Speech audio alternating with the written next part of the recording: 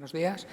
Yo les voy a explicar el estudio SUMED, que es el primer estudio retrospectivo que se ha realizado para evaluar la supervivencia de metotrexate por vía subcutánea. SUMED viene de supervivencia de metotrexato, y hablar de supervivencia de un fármaco que se sintetizó por primera vez en 1950, pues es lógico, ¿no? Es un fármaco superviviente a todos los que han ido apareciendo posteriormente. Y ha sobrevivido porque ha sabido adaptarse a las novedades y a las dificultades que le han ido surgiendo, especialmente presentando una nueva forma de administración, como fue la presentación parenteral el año 2004, con 5 concentraciones.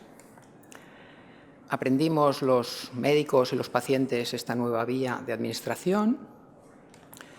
Y posteriormente, en 2010, ya aparecieron las 10 presentaciones, las 10 dosis que disponemos actualmente. Y este año ya ha aparecido en Alemania y el Reino Unido la presentación en pluma, que en breve también tendremos en nuestro país. Es un fármaco que ha sabido adaptarse. Pero también ha sabido combinarse. En principio, sus enemigos, sus competidores, han acabado siendo sus propios aliados, como vemos en publicaciones con Enbrel o con Infliximab. Y nos queda por dilucidar cuál es la supervivencia del propio fármaco, que ahora vemos en múltiples publicaciones, sobre todo de fármacos biológicos. ¿Y qué es la supervivencia? La podemos definir como el periodo de tiempo que un paciente mantiene el mismo tratamiento. En general es un buen indicador del éxito del tratamiento y depende de muchos factores, como son la eficacia y la seguridad del fármaco, la satisfacción y adherencia de los pacientes, su accesibilidad y precio, y también la disponibilidad de nuevos tratamientos. Por tanto, nos planteamos hace 2 años hacer un estudio que describiera la supervivencia del tratamiento con metotrexato subcutáneo en pacientes con psoriasis en placa en condiciones de práctica clínica habitual. También nos planteamos identificar los factores predictores de una mejor o peor supervivencia del fármaco, así como describir las características clínicas de los pacientes, la seguridad del fármaco y su efectividad, si bien este no era ni mucho menos el objetivo principal del estudio.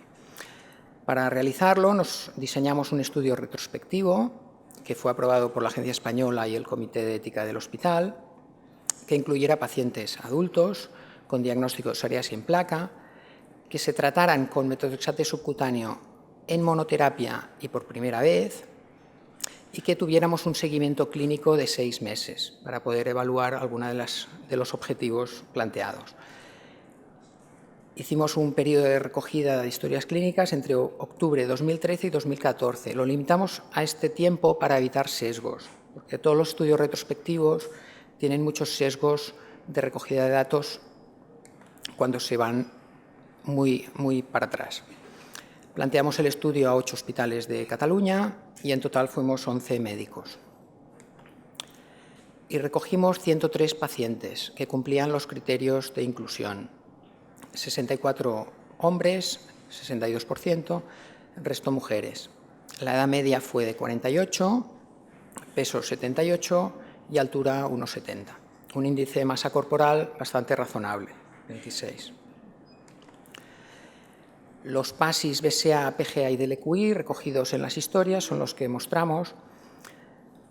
El PASI medio era de 8, pero había pacientes con PASIs muy bajos, como luego contaremos, porque era sencillamente práctica clínica habitual. En cuanto a afectación ungueal, el 50% de los pacientes la tenía y un 20% tenía artritis psoriásica diagnosticada, como se corresponde con bastantes series de prevalencia de artritis, la mayoría periférica. En cuanto a comorbilidades, las más comunes fueron dislipemia, hipertensión y diabetes, si bien hasta 1/3 de los pacientes tenía alguna comorbilidad. También había alteraciones psiquiátricas, tipo depresión, ansiedad, EPOCs, las comunes de la población general. Cuando revisamos los tratamientos previos de estos pacientes, el 54% habían hecho alguna vez metotrexate oral, un tercio habían hecho VB, un 20% acitretino y ya en menor porcentaje ciclosporina o buba. Todos los pacientes eran naïf a biológicos. Analizando con más detalle los pacientes de metotrexate oral, vemos que casi todos los pacientes incluidos en el estudio, 48,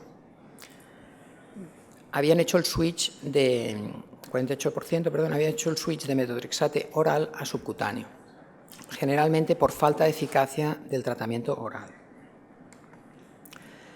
Las dosis de inicio, la dosis media fue de 14,6, con un rango de 7,5 a 25, si bien la moda y la mediana fue de 15. Vemos que la mitad de los pacientes ya empezaban directamente con 15. Esto es lógico si tenemos en cuenta que muchos pacientes venían de metotrexate oral, con lo cual las dosis de prueba no son requeridas. Y esta es la supervivencia que encontramos.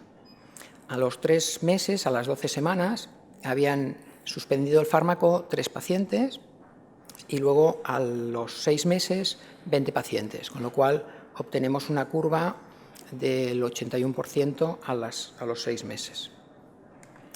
Se analizó si había diferencias por sexo y no encontramos. Entre los pacientes que habían hecho el switch de metotrexate oral y los que no, también sin diferencias. Y los pacientes que habían hecho alguna vez metotrexato y los que nunca lo habían hecho previamente, sin encontrar tampoco diferencias significativas.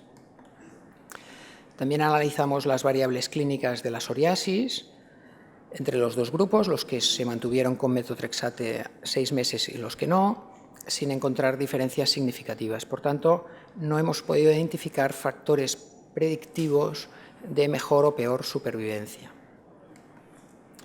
Revisando los 20 pacientes que suspendieron el fármaco, vemos que una cuarta parte se debió a una falta de eficacia, otra cuarta parte a acontecimientos adversos, pero el grupo más importante fue abandono voluntario. Incluso hay pacientes que abandonaron el fármaco por blanqueamiento de lesiones y un paciente por el coste. Revisando acontecimientos adversos, detectamos 29 en todos los pacientes, siendo la mayoría leves, ninguno grave. Generalmente de la esfera digestiva, alteraciones bioquímicas de las transaminasas o astenia y mal estado general, comunes con el metotrexato. Y solo hubo 5 acontecimientos adversos que obligaron a la suspensión del fármaco. Fueron 3 trastornos digestivos, una infección respiratoria y una reacción en el sitio de inyección. Mirando la efectividad, vemos que nos queda una gráfica casi en 4 cuartiles parecidos. La mitad de los pacientes obtuvo una respuesta del PAS 75 o superior. Vemos que en color púrpura hay pacientes que consiguieron el PASI 90 y la otra mitad no consiguieron más que PASIs 50 o incluso menos. Pero se mantuvieron con el fármaco generalmente porque eran pacientes que habían pasado de metotrexate oral a subcutáneo por problemas de tolerancia del tratamiento oral. Y la respuesta ya se había conseguido previamente con el tratamiento oral. También se revisaron qué tratamientos nuevos habían empezado los 20 pacientes que dejaron el subcutáneo y vemos que hay muchas opciones, no hay un patrón homogéneo de tratamiento posterior. Por tanto, les planteamos este estudio, los resultados, como el primer estudio de este fármaco, a pesar de los 65 años que lleva oral y los casi 12 que lleva subcutáneo, pues nos sorprendió que no encontráramos revisiones de este tema, con una alta tasa de supervivencia a los 6 meses, incluso en los pacientes que habían sido tratados con tratamiento oral previamente. Y ahora nos planteamos si extender el seguimiento al año, si bien el diseño al principio era retrospectivo, y también si sería conveniente hacer algún estudio comparativo entre el tratamiento subcutáneo y el oral. Y finalizo con esta frase, que muy acorde con lo que decía José Manuel de los Rollins, que todo lo viejo vuelve a ser nuevo. Muchas gracias.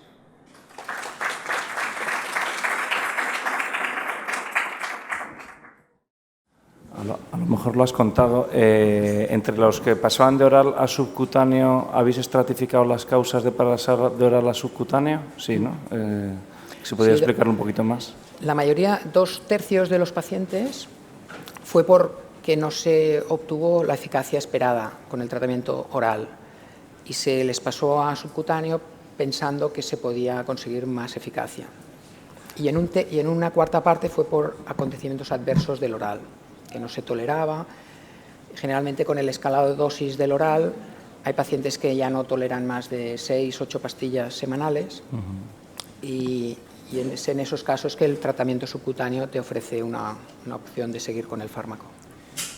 De hecho, yo creo que es uno de los puntos más relevantes, porque con los datos que presentabas da la impresión que los médicos interpretan el metotrexato subcutáneo como un fármaco nuevo y, de hecho, el comportamiento, tanto desde el punto de vista de eficacia como de seguridad, también lo parece. Es decir, que no queda muy claro si las dosis a las que se cambió de subcutáneo oral fueron las mismas o no. No sé si el trabajo lo registraba bien, pero es muy llamativo que pacientes que no respondían en tratamiento oral, luego el tratamiento subcutáneo, si lo hiciese, es quizás más lógico pensar que los efectos secundarios fueran menos, ¿no? Porque evitas la vía oral, ¿no? Pero lo de la eficacia, que es una cosa que no tenemos igual evidencia firme, al menos demostrada en dermatología, sí que es significativo, con las limitaciones de los datos, cómo mejoran los resultados. No sé si tienes algún comentario aquí.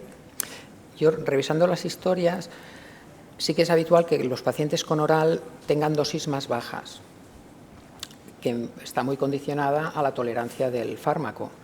Y en cambio el tratamiento subcutáneo generalmente se tolera mejor, con lo cual el médico, si el paciente lo admite, pues puede hacer un escalado de más dosis y probablemente ese plus de dosis acaba condicionando una mejor respuesta clínica. Además del plus de dosis, ¿crees que la vía de administración puede tener algo que ver? Probablemente también. La metabolización del fármaco y la biodisponibilidad, no es la misma. Aumenta la biodisponibilidad a la dosis parenteral y probablemente influya en la concentración plasmática y en la eficacia. Desde el punto de vista epidemiológico, si comparabas las comorbilidades de los pacientes en este grupo con las comorbilidades globales de la psoriasis, ¿te da la impresión de que los médicos seleccionaban un perfil de pacientes idóneos para metotrexato o más o menos eran parecidos? Yo creo que salían datos muy parecidos a lo que tenemos publicado de prevalencia de comorbilidades. No creo que sea un fármaco que se restrinja demasiado, quizá solo el alcoholismo, lógicamente, y las enfermedades del hígado. Luego hablaremos de las comorbilidades, ¿no? en el consenso. Finalmente, quizás una observación del estudio. Sí que da la impresión de que los cambios del PASI no son muy marcados, pero hay un sesgo inherente al diseño del estudio y es que los pacientes no tienen un periodo de aclaramiento. Por tanto, no estamos comparando un paciente que no hacía nada con un paciente que hace un tratamiento, ¿no? Totalmente de acuerdo. Con lo cual, la evaluación en este caso probablemente sea más coherente evaluar si el paciente sigue en tratamiento, como se ha hecho, que no si la respuesta es mucho mejor que lo que tenía al inicio, porque puede haber problemas de interpretación. Bueno, pues muchas gracias. La verdad es que es una experiencia pionera, es una experiencia interesante, con datos que tienen limitaciones, pero que también tienen fortalezas en cuanto a que el número de pacientes es notable y, bueno, pues animarte a publicarlo y a profundizar. Muchas gracias. ¿De acuerdo? Muchas gracias, David.